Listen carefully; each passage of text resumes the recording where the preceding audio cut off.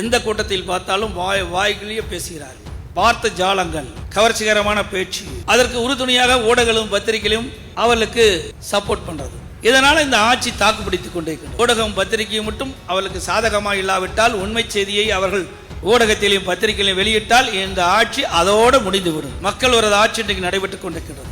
விடிய திமுக ஆட்சியில் மக்கள் பட்ட துன்பங்கள் மக்களிடத்திலே நேரடியாக வலைதளம் மூலமாக கொண்டு போய் சேர்ப்பது நம்முடைய தலையாய கடமை. இன்றைய ஆட்சியாளர்கள் பணத்தை நம்பி அரசியலை செய்து கொண்டிருக்கிறார். நம்மை பொறுத்த வரைக்கும் மக்களை நம்பி நாம் கட்சி நடத்த பணத்தை கொடுத்து வாக்குகளை பெற்றுவிடலாம் என்று பகல் கனவு காண்கிறார்கள். அதை முறியடிக்கின்ற விதமாக எதிர்கால இந்தியாவை, எதிர்கால தமிழகத்தை உருவாக்கக்கூடிய பொறுப்பை உங்கள் கையில் நாங்கள் ஒப்படைச்சிருக்கின்றோம். திராவிட முன்னேற்ற கழகம் ஒரு வாரிசு அரசியல். திரு கருணாநிதி முதலமைச்சராக இருந்தார், திமுக கட்சியுடைய தலைவராக இருந்தார். அவருடைய மறைவுக்கு பிறகு திரு ஸ்டாலின் திமுக கட்சியுடைய தலைவர். ஏதோ தில்லுமுள்ளு செய்து கொள்ளைப்புறத்தின் வழியாக ஆட்சிக்கு வந்த பிறகு அவர் முதலமைச்சராக வந்திருக்கின்றார். அதற்கு பிறகு அவருடைய மகன் உதயநிதி ஸ்டாலினை விளையாட்டுத்துறை அமைச்சராக்கி அவரை முன்னிலைப்படுத்திக் கொண்டிருக்கின்றார். அண்ணா திமுக வாரிசு அரசியல் கிடையாது. இன்றைக்கு நான் இருக்கின்றேன், நாளைக்கு மேடையிலே யாராவது ஒருவர் இந்த நிலைக்கு வருவார். இதுதான் அனைத்து இந்திய அண்ணா திராவிட முன்னேற்ற கழகம். அனைத்து இந்திய அண்ணா திராவிட முன்னேற்ற கழகத்தை பொறுத்த வரைக்கும் மக்களுக்காக உழைக்கின்ற கட்சி. இன்னும் சில பேர் சொல்லுகிறார்கள் எங்கே கூட்டணி இருக்கிறது என்று. அனைத்து இந்திய அண்ணா திராவிட முன்னேற்ற கழகத்தை பொறுத்த வரைக்கும் பொறுத்திருந்து பாருங்கள், சிறப்பான கூட்டணி அமையும்.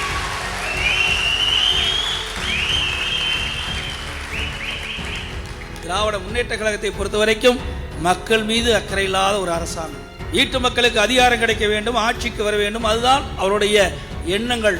ஆகவேதான் எல்லா துறைகளிலும் கொள்ளையடித்துக் கொண்டிருக்கின்ற காட்சியை பார்க்கின்றோம். ஊழல் இல்லாத துறையே கிடையாது. அனைத்து துறைகளிலும் ஊழல் நிறைந்து காட்சி அளிக்கின்றன. ஆகவே திமுக அமைச்சரவையில் இடம்பெற்றிருந்த அப்பொழுது நிதி அமைச்சர் திரு பழனிவேல் தியாகராஜன் அவர்களே குறிப்பிட்டார்.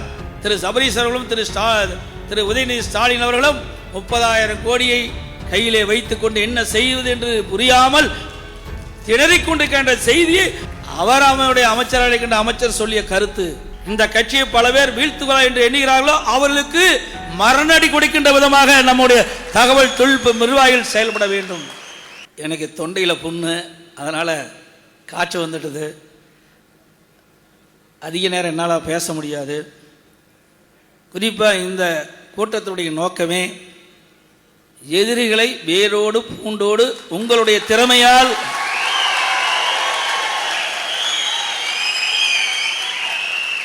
அறிவு கூர்மையால் அதற்கு ஒரு முடிவு கட்டுகின்ற கூட்டம் தான் இந்த ஆலோசனை கூட்டம். எனக்கு முன்னாலே அன்புச்சவர் தங்கமணி அவர்கள் குறிப்பிட்டார், நான் முதலாக தகவல் தொழில்நுட்ப பிரிவினுடைய பூத் கமிட்டி உறுப்பினருடைய கூட்ட நிகழ்ச்சியில் கலந்து கொள்வது இதுதான் முதல்.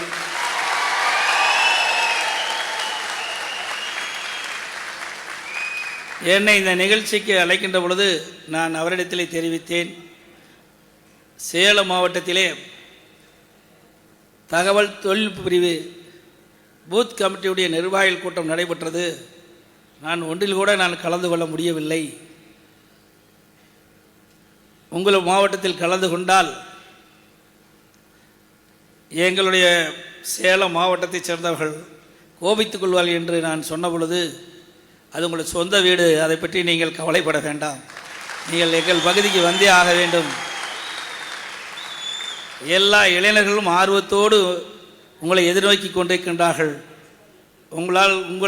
உங்கள் மூலமாக ஒரு நல்ல ஆலோசனைகளை வழங்க வேண்டும் என்று அன்பு கட்டளையின் இணங்க உங்களை நேரில் சந்திக்கக்கூடிய ஒரு நல்ல வாய்ப்பை உருவாக்கி தந்த அருமைச்சவர் தங்கமணி அவர்களுக்கு மீண்டும் ஒரு முறை நன்றியை தெரிவித்துக் கொள்கின்றேன்.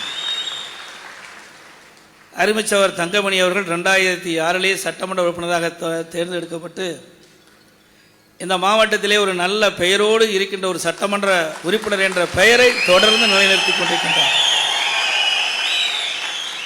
2006 சட்டமன்ற உறுப்பினராக மக்களால் தேர்ந்தெடுக்கப்பட்ட பிறகு 2011 மீண்டும் சட்டமன்ற உறுப்பினராக தேர்ந்தெடுக்கப்பட்டு அமைச்சராக பொறுப்பை ஏற்று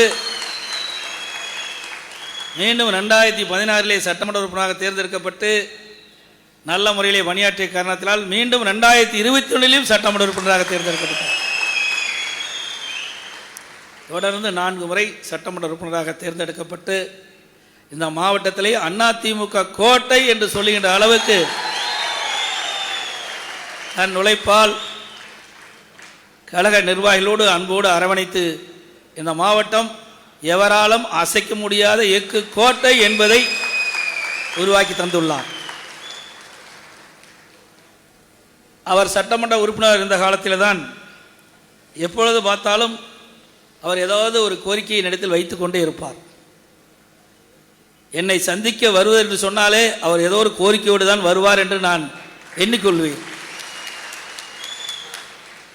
அப்படி இந்த மாவட்டத்தை பொறுத்தவரையும் அவர் அமைச்சராக இருந்த காலத்திலே, அம்மா முதலமைச்சர் இருந்த காலத்திலும் சரி, அம்மா மறைவுக்கு பிறகு நான் முதலமைச்சராக வந்த காலத்திலும் சரி, 2011 2021 வரை நாமக்கல் மாவட்டத்தில் பல்வேறு பணிகளை அவருடைய முயற்சியால் இந்த மாவட்ட மக்கள் நன்மை கிடைத்திருக்கின்றது.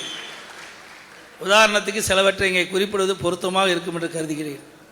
என்று சொன்னால் இன்றைய முதலமைச்சர் வேண்டுமென்றே திட்டமிட்டு அனைத்து இந்திய அண்ணா திராவிட முன்னேற்ற கழக அரசு மீது வீண் பழி சுமத்தி கொண்டிருக்கின்றார்கள். அதற்கு பதிலடி கொடுக்கின்ற விதத்தில் வந்திருக்கின்ற நம்முடைய ஐடி நிர்வாகிகள் உண்மை செய்தியை மக்களுக்கு எடுத்துச் சொல்ல வேண்டும் என்ற அடிப்படையிலே இந்த செய்தியை உங்களுடைய கவனத்திற்கு கொண்டு வர விரும்புகிறேன். கூட்டுக்குடி திட்டம் இன்றைக்கு மக்களுக்கு தடையில்லாமல் பாதுகாக்கப்பட்ட நீர் வழங்க வேண்டும் என்று பல்வேறு இடங்களிலே கோரிக்கை வைத்ததன் அடிப்படையிலே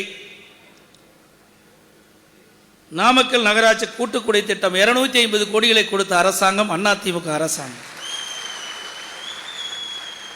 திருச்செங்கோடு குமராபாளையம் தொகுதிக்கு உட்பட்ட கூட்டுக்குடி திட்டம் 400 கோடியில் கொண்டு வந்ததும் அதிமுக அரசாங்கம்.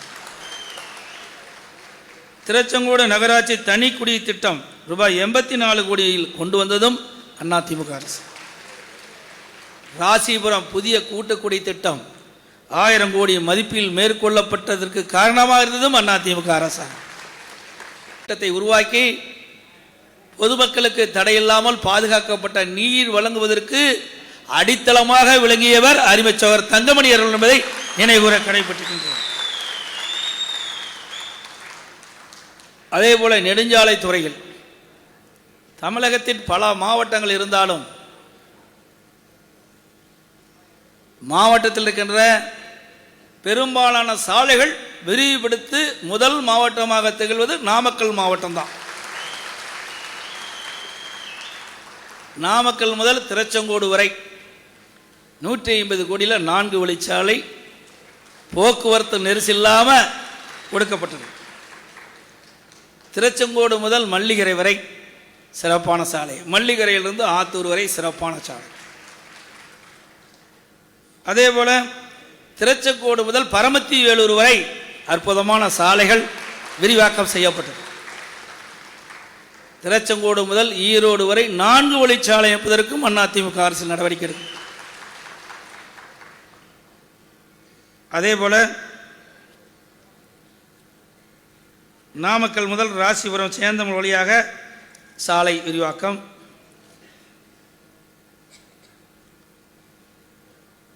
ஈரோடு பள்ளிப்பாளையம் இணைப்பதற்கு காவிரியில் உயர்மட்ட பாலம் அதுவும் கொடுத்துருக்காங்க.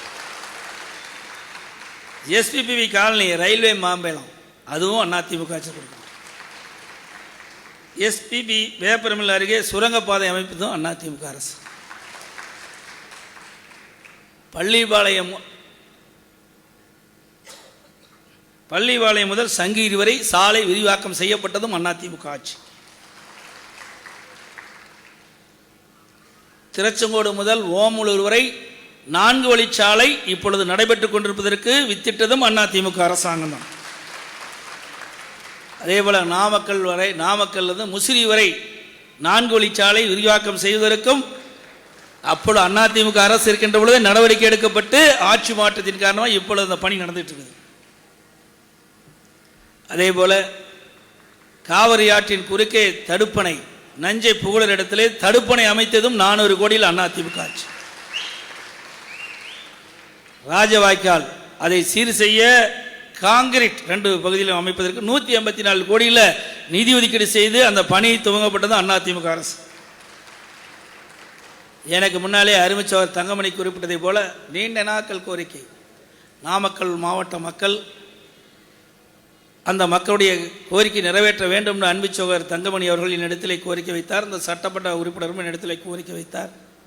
அதன் அடிப்படையிலே நாமக்கல் தலையிடமாக கொண்டு அங்கே அரசு மருத்துவக் கல்லூரி, அரசு மருத்துவமனை உருவாக்கி இருந்திருக்கு. அந்த மருத்துவக் கல்லூரியில் உள்ள மருத்துவமனை அப்போலோ மருத்துவமனைக்கு இணையான தரமுள்ள ஒரு மருத்துவமனையாக கொடுத்தது. உயர்தர அறுவை சிகிச்சை செய்யக்கூடிய அனைத்து வசதிகளும் அந்த மருத்துவமனையில் செய்யப்பட்டிருக்கின்றன. அது மட்டும் இல்லாமல் சட்டக்கல்லூரி கொண்டு வந்ததும் அதிமுக அரசாங்கம் தான். அதில் நிலம் எடுப்பதிலே பிரச்சனை இருந்த காலத்தினாலே காலதாமதம் ஏற்பட்டது. திமுக ஆட்சிக்கு வந்த பிறகு நாம் கொண்டு வந்த திட்டத்தை ஸ்டிக்கர் ஒட்டி அவள் கொண்டு வந்த திட்டமாக மாற்றிவிட்டார்கள். அதே போல ஏழை எளியோர் குறைந்த கட்டணத்தில் உயர்கல்வி படிக்க என்பதற்காக சேந்தமங்கலம் மற்றும் குமராபாளையத்தில் புதிய அரசு கலை மற்றும் அறிவியல் கல்லூரி கொண்டு வந்ததும் அதிமுக அரசாங்கம் தான்.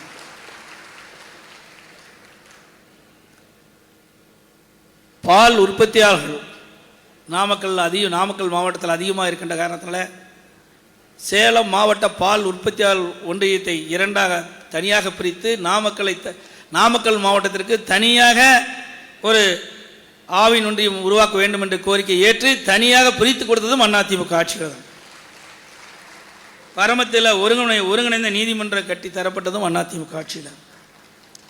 அதே போல நிர்வாக வசதிக்காக புதிய தாலுக்காக்கள் இந்த மாவட்டத்தில் உருவாக்கப்பட்டது.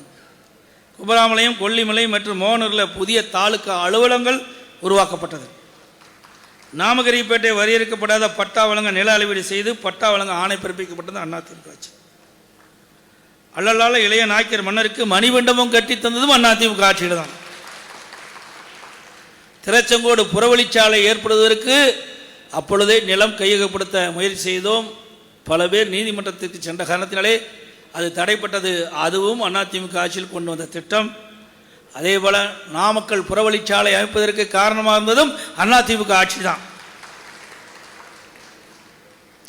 எப்படி அனைத்து இந்திய அண்ணா திராவிட முன்னேற்ற கழக ஆட்சியிலே புதிய திட்டங்கள் அத்தனையும் வருவதற்கு உறுதுணையாக இருந்தவர் இந்த மாவட்டத்துடைய மண்ணின் மைந்தர், முன்னாள் அமைச்சர், கழக அறிவிச்சார் தங்கமணி அவர்கள் என்பதை பெருமையோடு இந்த நேரத்தில் சொல்லிக்கொள்ள கடமைப்படுகிறது. திராவிட முன்னேற்ற கழகம் ஆட்சிக்கு வந்த பிறகு இந்த மாவட்டத்திற்கென்று ஒரு துரும்பை கூட கிள்ளி போடவில்லை. ஆனால் எந்த கூட்டத்தில் பார்த்தாலும் வாய்களையே பேசுகிறார்கள். வார்த்தை ஜாலங்கள், கவர்ச்சிகரமான பேச்சு, அதற்கு உறுதுணையாக ஊடகங்களும் பத்திரிகைகளும் அவர்களுக்கு சப்போர்ட் பண்ணுறது. இதனால் இந்த ஆட்சி தாக்குப்பிடித்து கொண்டிருக்கின்றது. ஊடகம் பத்திரிகையும் மட்டும் அவர்களுக்கு சாதகமாக இல்லாவிட்டால் உண்மை செய்தியை அவர்கள் ஊடகத்திலையும் பத்திரிகையிலையும் வெளியிட்டால் இந்த ஆட்சி அதோடு முடிந்துவிடும். மக்கள் ஒரு ஆட்சி இன்றைக்கு நடைபெற்றுக் கொண்டிருக்கின்றது. இதையெல்லாம் மக்களிடத்திலே கொண்டு போய் சேர்ப்பது இங்கே என் முன் அமர்ந்திருக்கின்ற இளைஞர் பட்டாளர்கள்.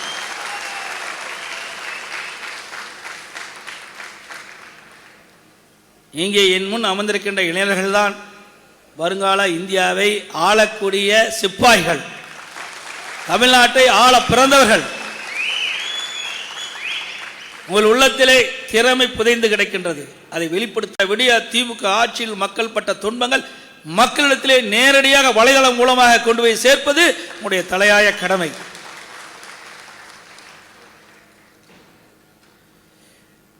நாங்கள் அந்த காலத்தில் இருக்கின்ற பொழுது இப்படிப்பட்ட வசதி வாய்ப்பு எங்களுக்கு கிடையாது. நானெல்லாம் கல்லூரியிலே படித்து முடித்து வந்த பிறகுதான் எங்கள் ஊருக்கு தொலைபேசியே வந்தது. ஆனால் இன்றைய நிலை தலைகளாக மாறிவிட்டது. ஒரு விஞ்ஞான உலகத்திலே நீங்கள் வாழ்ந்து கொண்டிருக்கின்றீர்கள். இந்த விஞ்ஞான உலகத்திலே எதிரிகளை எப்படி வீழ்த்துவது என்பதை இந்த வலைதளம் மூலமாக பயன்படுத்தி கழக செய்திகளை உடனுக்குடன் மக்களிடத்தில் கொண்டு போய் சேர்க்கப்பட வேண்டும். அன்றாட இந்த திராவிட மாடல் ஆட்சி என்று சொல்லிக் கொண்டிருக்கின்ற மக்கள் அவரது ஆட்சியில் ஏற்படுகின்ற மக்கள் பிரச்சனையை வலைதளம் மூலமாக மக்களுக்கு எடுத்து செல்ல வேண்டிய கடமை உங்களுடையது. ஏதோ நாம் பூத் கமிட்டியில் இடம்பெற்றிருக்கின்றோம் என்று எண்ணி விடாதீர்கள். இந்தியாவிலேயே பூத் கமிட்டிக்கு என்று 2 பேர் தகவல் தொழில்நுட்ப நிர்வாகிகளை நியமித்த ஒரே கட்சி அதிமுக கட்சி தான்.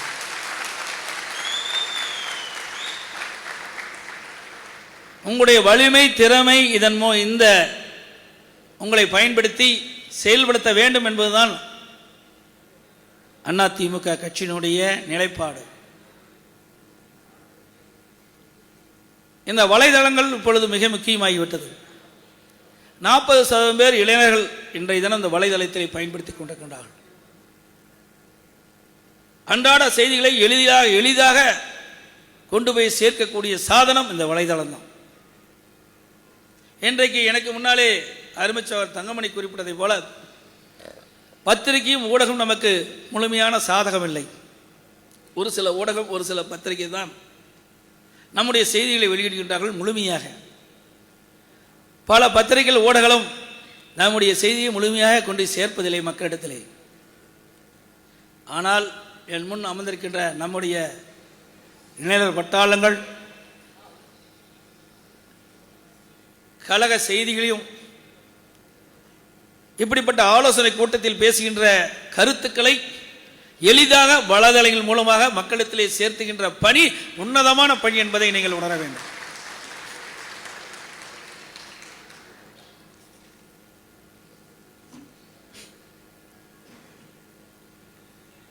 இன்றைய ஆட்சியாளர்கள் பணத்தை நம்பி அரசியலை செய்து கொண்டிருக்கிறார்கள். நம்மை பொறுத்த வரைக்கும் மக்களை நம்பி நாம் கட்சி நடத்தி கொண்டிருக்கின்றோம். பணத்தை கொடுத்து வாக்குகளை பெற்றுவிடலாம் என்று பகல் கனவு காண்கிறார்கள். அதை முறியடிக்கின்ற விதமாக நம்முடைய தகவல் தொழில்நுட்ப பிரிவினுடைய நிர்வாகிகள் சிறந்த முறையிலே பணியாற்றி எதிர்கால இந்தியாவை எதிர்கால தமிழகத்தை உருவாக்கக்கூடிய பொறுப்பை உங்கள் கையில் நாங்கள் ஒப்படைக்கின்றோம். திராவிட முன்னேற்ற கழகம் ஒரு வாரிசு அரசியல். திரு கருணாநிதி முதலமைச்சராக இருந்தார், திமுக கட்சியுடைய தலைவராக இருந்தார். அவருடைய மறைவுக்கு பிறகு திரு ஸ்டாலின் திமுக கட்சியுடைய தலைவர் ஏதோ தில்லுமுள்ளு செய்து கொள்ளைப்புறத்தின் வழியாக ஆட்சிக்கு வந்த பிறகு அவர் முதலமைச்சராக வந்திருக்கின்றார். அதற்கு பிறகு அவருடைய மகன் திரு உதயநிதி ஸ்டாலினை விளையாட்டுத்துறை அமைச்சராக்கி அவரை முன்னிலைப்படுத்திக் கொண்டிருக்கின்றார்கள். அந்த திமுக கட்சிக்காக உழைத்தவர்கள் பல ஆண்டு காலமாக அந்த கட்சியிலே பல்வேறு உயர் பதவிகளை பெற்று பல ஆண்டுகளாக அமைச்சராக இருந்த மூத்த தலைவர்களெல்லாம் பின்னுக்கு தள்ளி திரு கருணாநிதி குடும்பம் திரு ஸ்டாலின் குடும்பத்தில் பிறந்த என்ற ஒரே காரணத்திற்காக உதயநிதி ஸ்டாலின் அவர்களை முன்னிறுத்தி செயல்படுகின்ற கட்சி திமுக கட்சி. நம்முடைய கட்சியில் அப்படி அல்ல. இங்கே அமர்ந்திருக்கின்றவர்கள் இங்கே அமரக்கூடிய சூழ்நிலை உள்ள ஒரே கட்சி அதிமுக கட்சி தான்.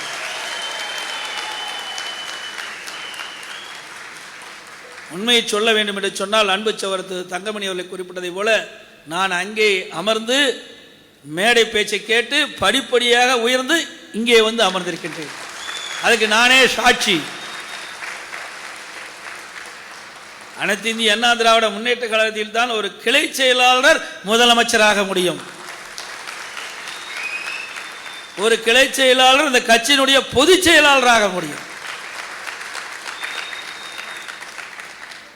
தமிழகம் மட்டுமல்ல, இந்தியாவிலே வேற எந்த கட்சியிலும் நடக்காதது அதிமுக நடக்கும். இங்கே கட்சிக்கு விசுவாசமாக கட்சிக்கு உழைக்கின்றவர்கள் அவள் வீட்டு கதவை தட்டி பதவியை கொடுக்கின்ற கட்சி அதிமுக கட்சி. நீங்கள்லாம் இளைஞர்கள், உங்களுக்கு அந்த வாய்ப்பு பிரகாசமாக இருக்கின்றது அதிமுக கட்சியிலே. எந்த அளவுக்கு இந்த கட்சிக்கு விசுவாசமாக நடக்கின்றீர்களோ, எந்த அளவுக்கு இந்த கட்சிக்கு உங்களால் உழைப்பை கொடுத்து அந்த நம்முடைய கட்சி ஏற்றம் பெற வைக்கின்றீர்களோ, அந்த அளவுக்கு உங்களுக்கு நிச்சயமாக ஏதாவது ஒரு பதவி உங்களை தேடி வரும் என்பதை மகிழ்ச்சியுடன் தெரிவிக்கிறேன். அதிமுக வாரிசு அரசியல் கிடையாது. இன்றைக்கு நான் இருக்கின்றேன், நாளைக்கு மேடையிலே யாராவது ஒருவர் இந்த நிலைக்கு வருவார். இதுதான் அனைத்து இந்திய அண்ணா திராவிட முன்னேற்ற கழகம். இன்றைய தினம் பல பேர் பேசுகிறார்கள், அனைத்து இந்திய அண்ணா திராவிட முன்னேற்ற கழகத்தை பற்றி விமர்சிக்கின்றார்கள். நம்மை பொறுத்த வரைக்கும், அனைத்து இந்திய அண்ணா திராவிட முன்னேற்ற கழகத்தை பொறுத்த வரைக்கும் மக்களுக்காக பாடுபடுகின்ற கட்சி, மக்களுக்காக பாடுபடுகிற கட்சி அதிமுக கட்சி, மக்களுக்காக உழைக்கின்ற கட்சி அதிமுக கட்சி. இன்றைக்கு தமிழ்நாட்டு மக்கள் தான் நாடாளுமன்ற தேர்தலும் சரி, சட்டமன்ற தேர்தலும் சரி வாக்களித்து நம்மை வெற்றி பெற செய்கின்றார்கள். அப்பொழுது நாடாளுமன்ற தேர்தல் இன்னும் சிறிது காலத்திலே சில மாதங்களிலே வர இருக்கின்றன. இந்த மாத இறுதி அல்லது அடுத்த மாத முதல் வாரத்திலே பாராளுமன்ற தேதி அறிவிக்கப்படலாம். அப்படி அறிவிக்கப்படுகின்ற பொழுது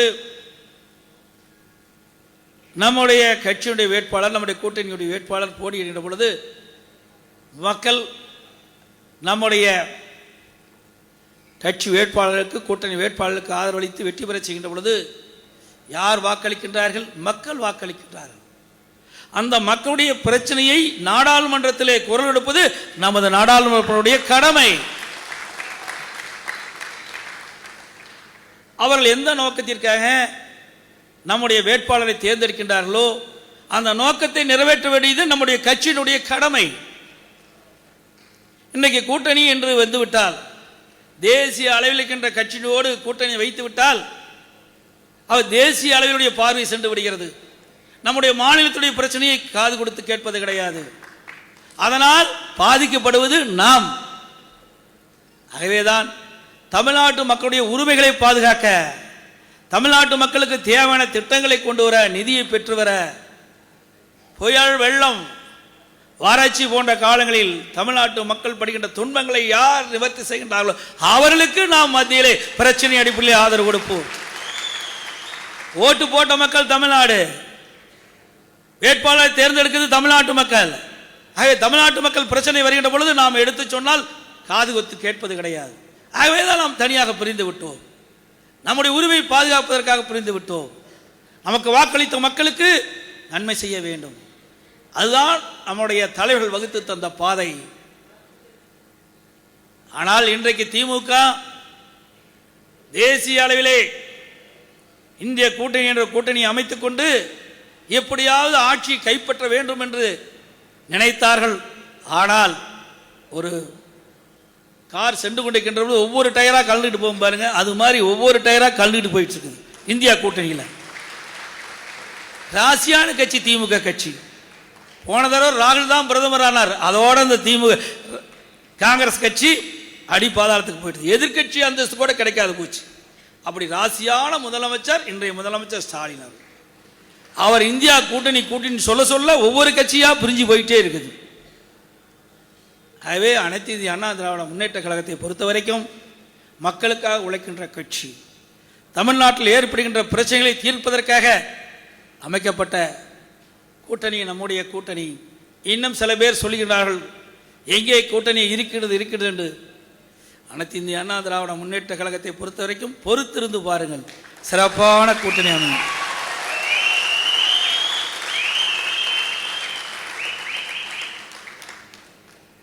அதோடு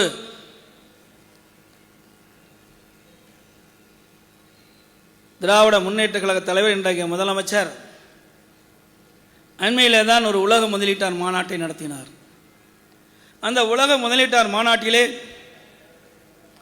பல லட்சம் ரூபாய் தொழில் முதலீடு ஈர்க்கப்பட்டது, பல புரிந்துணர்வு ஒப்பந்தங்கள் போடப்பட்டது என்ற செய்தியெல்லாம் வெளியிட்டார். ஏற்கனவே 2 ஆண்டுக்கு முன்பு தமிழகத்திலே தொழில் முதலீட்டாளர் மாநாட்டை விடியா திமுக அரசு நடத்தியது.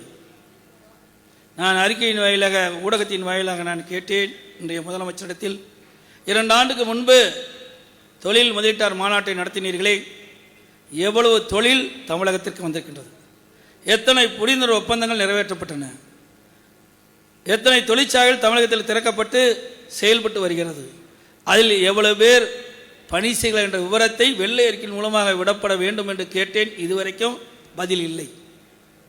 இன்றைய தினம் ஸ்பெயின் நாட்டிற்கு சென்றார். சுமார் 11 நாட்கள் ஸ்பெயின் நாட்டிலே தங்கியிருந்தார். அங்கே போய் தொழில் முதலீட்டார் ஈர்ப்பதற்காக சென்றேன் என்று ஒரு செய்தியை பத்திரிகையிலும் ஊடகத்திலையும் நான் பார்த்தோம். 20 நாட்களுக்கு முன்பு தான் சென்னையில் இந்த விடிய திமுக அரசு திராவிட மாடல் ஆட்சி என்று சொல்லிக் கொண்டிருக்கின்ற முதலமைச்சர் அவர் தலைமையிலே தொழில் முதலீட்டாளர் மாநாட்டை நடத்தினீர்களே, அப்பொழுதே இவர்களை அழைத்து இங்கேயே புரிந்துணர்வு ஒப்பந்தம் போட்டிருக்கலாம். இவர்களெல்லாம் யார்? ஒரு உதாரணத்துக்காக சொல்லுகிறேன். எடிபான் என்ற ஒரு கம்பெனி இந்தியாவில் 2013 துவங்கப்பட்டது. அது சென்னை திருச்சியில் இருக்குது. எங்கே? சென்னையிலையும் திருச்சியிலையும் இருக்குது. 540 கோடி புரிந்துணர்வு ஒப்பந்தம் ஸ்பெயினில் போய் போடுறாரு. சென்னையில் திருச்சியில் இருக்கின்ற கம்பெனியை ஸ்பெயினுக்கு போக சொல்லி அங்கே போய் புரிந்துணர்வு ஒப்பந்தம் போடுகின்ற முதலமைச்சர் தான் இன்றைய முதலமைச்சர் ஸ்டாலின். அதே மாதிரி ஹைபாக் லாய்ட் 2003 இந்தியாவில் அந்த கம்பெனி இருக்குது. அது தூத்துக்குடியில் இருக்குது. 2500 கோடியில் புரிந்துணர்வு ஒப்பந்தம் போட்டதாக பத்திரிகையில் ஊடகத்தில் செய்தி. எங்கே போய் போடுறாரு? தூத்துக்குடியில் இருக்கின்ற அந்த தொழிற்சாலைகள் நிறுவுவதற்கு ஸ்பெயினில் போய் ஒப்பந்தம் போடுறார். அதே போல் ரோகா 2011 அந்த தொழிற்சாலை தமிழகத்திலே தொடங்கப்பட்டு இன்னும் விரிவாக்கம் செய்யப்படுவதாக. அது எங்கே இருக்குதுன்னா பெருந்துறையில் இருக்குது. பெருந்துறையில் இருக்கின்ற அந்த தொழிற்சாலை ஸ்பெயினில் போய் 400 கோடியில் புரிந்துணர்வு ஒப்பந்தம் போடுறார். எப்படியெல்லாம் மக்களை ஏமாற்றுறார் பாருங்க. இதையெல்லாம் வலைதளம் மூலமாக நீங்கள் நாட்டு மக்களுக்கு எடுத்து சொல்ல என்பதற்காகத்தான் இதை உங்களிடத்தில் நான் தெரிவிக்கின்றேன். ஆக இந்தியாவில் இருக்கின்ற நிறுவனம், தமிழ்நாட்டில் இருக்கின்ற நிறுவனம் 20 நாட்களுக்கு முன்பு இங்கே தொழில் முதலீட்டாளர் மாநாட்டை நடத்தினால் அதிலேயே இங்கே புரிந்துணர்வு ஒப்பந்தம் போடப்பட்டிருக்கலாம். ஆனால் திட்டமிட்டு இவர்களெல்லாம் ஸ்பெயின் நாட்டிற்கு போக வச்சு அங்கே புரிந்துணர்வு ஒப்பந்தம் போட்டு இன்றைய நாடுதலும் இருக்கின்றார் இன்றைய முதலமைச்சர். இவர் மக்களிடத்தில் இருக்கின்ற சந்தேகங்கள், மிகப்பெரிய சந்தேகங்கள் எழுப்பியிருக்கின்றன. இவர் தொழில் முதலீட்டு ஈர்க்க போகவில்லை, தொழில் முதலீடு செய்வதற்கு போகிறார் என்றால் மக்கள் பேசிக் கொள்கிறார்கள். ஏன்னா இங்க இருக்கிற தமிழ்நாட்டு நிறுவனம் இங்கேயே தொழில் முதலீட்டு மாநாட்டு நடத்திட்டு பொழுது இங்கேயே புரிந்துணர்வு ஒப்பந்தம் போட்டிருக்கலாம்ல. அதை விட்டுட்டு ஸ்பெயின் நாட்டுக்கு சென்று தமிழ்நாட்டில் இருக்கின்ற தொழில் முதலீட்டாளர்களை அழைத்து அங்கே புரிந்துணர்வு ஒப்பந்தம் போடுவதற்கு என்ன காரணம்? இதுதான் பெரும் சந்தேகத்தை ஏற்படுத்துகிறது. ஆகவே திராவிட முன்னேற்ற கழகத்தை பொறுத்த வரைக்கும் மக்கள் மீது அக்கறை இல்லாத ஒரு அரசாங்கம். வீட்டு மக்களுக்கு அதிகாரம் கிடைக்க வேண்டும், ஆட்சிக்கு வர வேண்டும், அதுதான் அவருடைய எண்ணங்கள். ஆகவேதான் எல்லா துறைகளிலும் கொள்ளையடித்துக் கொண்டிருக்கின்ற காட்சியை பார்க்கின்றோம். ஊழல் இல்லாத துறையே கிடையாது. அனைத்து துறைகளிலும் ஊழல் நிறைந்து காட்சி அளிக்கின்றன. ஆகவே திமுக அமைச்சரவையில் இடம்பெற்றிருந்த அப்பொழுது நிதி அமைச்சர் திரு பழனிவேல் தியாகராஜன் அவர்களே குறிப்பிட்டார். திரு சபரீஸ் அவர்களும் திரு உதயநிதி ஸ்டாலின் அவர்களும் 30,000 கோடியை கையிலே வைத்துக் கொண்டு என்ன செய்வது என்று புரியாமல் திணறிக் கொண்டிருக்கின்ற செய்தியை அவர் அவருடைய அமைச்சர் அமைச்சர் சொல்லிய கருத்து. திரு பழனிவேல் தியாகராஜன் அவர்கள் மெத்த படித்தவர், பொருளாதார நிபுணர், நிதியமைச்சர். அவரே இப்படி வலைதள மூலமாக குறிப்பிட்டார் என்று சொன்னால் ஒரு அமைச்சர் சொன்ன கருத்தை புறந்தள்ளிவிட முடியுமா? சிந்தித்து பாருங்கள். ஆகவே மக்களிடத்தில் பெரும் சந்தேகம் ஏற்படுகிறது. ஆகவே அப்படி 2 ஆண்டு காலத்திலே ஊழல் செய்து சம்பாதித்த பணத்தை வெளிநாட்டிலே சென்று முதலீடு செய்திருப்பார்கள் சந்தேகம் மக்களிடத்திலே இருந்து கொண்டிருக்கின்றது. அதை நிவர்த்தி செய்வது இந்த அரசுடைய கடமை, இந்த முதலமைச்சருடைய கடமை என்பதை நேரத்திலே தெரிவித்து வருகின்ற தகவல் தொழில்நுட்ப நிர்வாகிகள் மிகச்சிறப்பாக செயல்பட்டு இந்தியாவிலேயே தமிழ்நாட்டில் அனைத்து இந்திய அண்ணா திராவிட முன்னேற்ற கழக தகவல் தொழில்நுட்ப பிரிவுதான் சிறந்தது என்று மக்கள் பாராட்டுகின்ற அளவுக்கு இந்த கட்சியை பல பேர் வீழ்த்துகிறார் என்று எண்ணுகிறார்களோ அவர்களுக்கு மரணடி கொடுக்கின்ற விதமாக நம்முடைய தகவல் தொழில்நுட்ப நிர்வாகிகள் செயல்பட வேண்டும். பத்திரிகை ஊடகமும் நமக்கு சாதகமாக இல்லாவிட்டாலும் அந்த குறையை போக்க வேண்டிய பொறுப்பு இங்கே இருக்கின்ற இளைஞர்களிடத்தில் இருக்கின்றது. அதை முழுமையாக நீங்கள் செயல்படுத்த வேண்டும்.